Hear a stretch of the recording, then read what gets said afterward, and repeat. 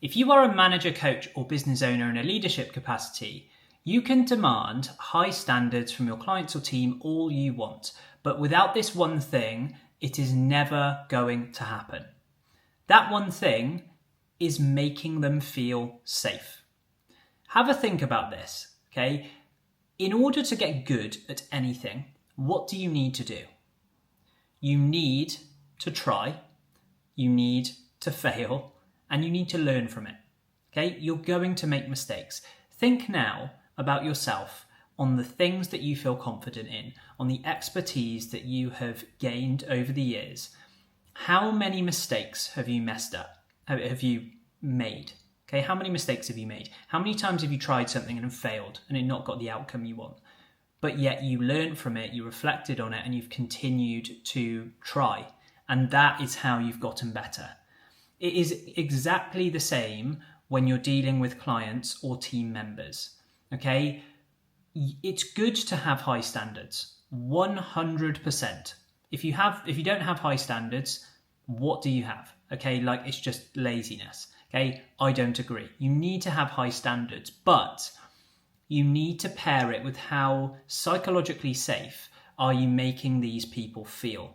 Okay, because if they do not feel safe to try something, to make a mistake, to learn from it and grow as a person, if they feel that they're going to be reprimanded and told off by you for not doing it to the extent or standard that you want, the worst thing you can do is reinforce the standards, okay? Because that is going to just make people feel anxious.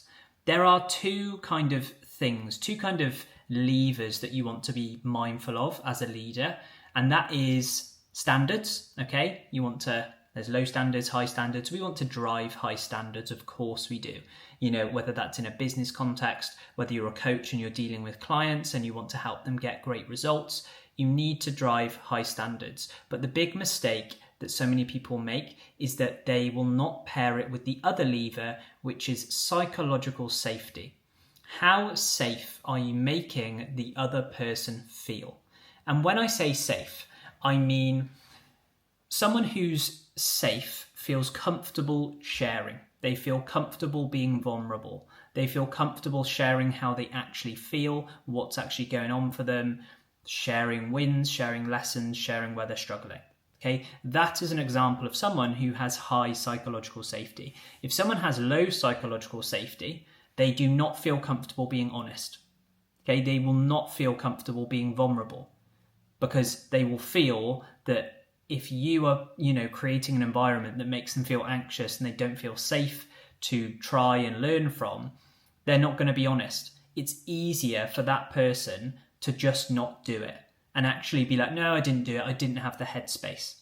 Okay, those sorts of phrases, if someone doesn't have the headspace to do something and it's a repeated issue, then that is a clear sign that you as a leader are not creating an environment that is driving high psychological safety.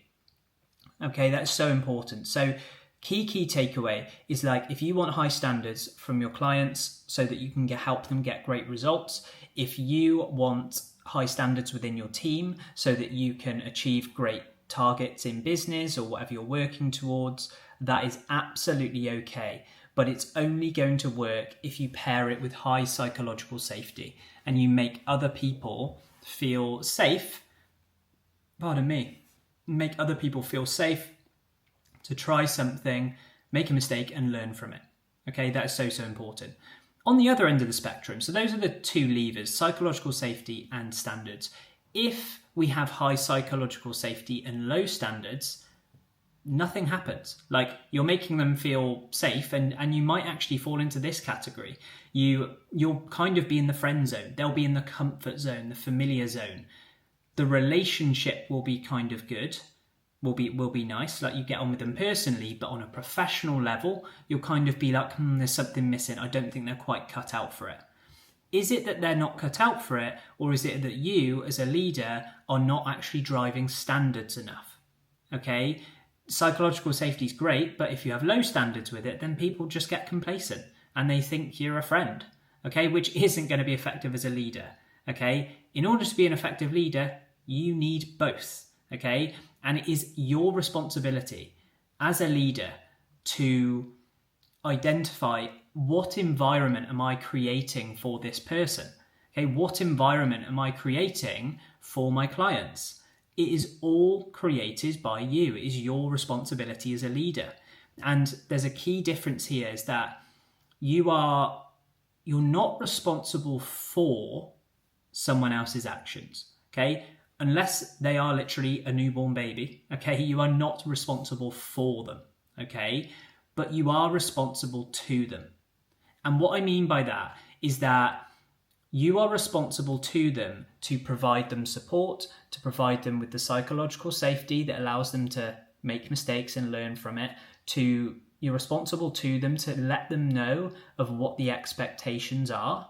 And if you do all of those things, you have been responsible to them. You have been a good leader, okay?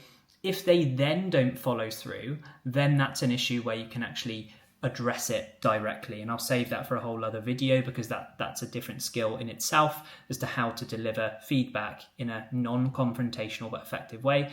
I'll save that for another video. But the key takeaway from this is if you want great results for your clients, if you want really high standards and great results in your team, and you want to help facilitate them to do that, you need two things. You need to make them clear on the standards that are expected, but do not reinforce them at the expense of making people feel safe.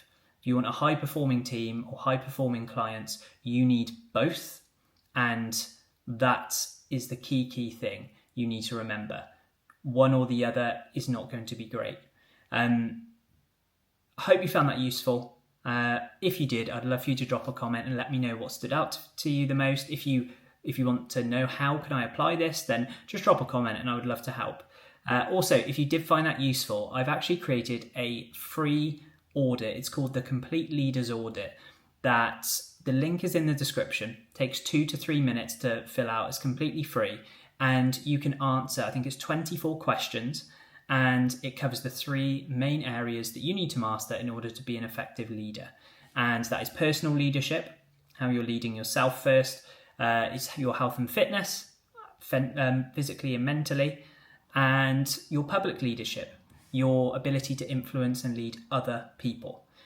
And then it scores you on how you're doing in each area. It gives you an overall score and it gives you personalised recommendations of what you need to focus on in order to improve that even further. So if you want to take that, it will show you exactly what you need to prioritise, whether or not it's public leadership, whether or not it's personal leadership, whether or not it's your health and fitness and self-care and actually looking after yourself more.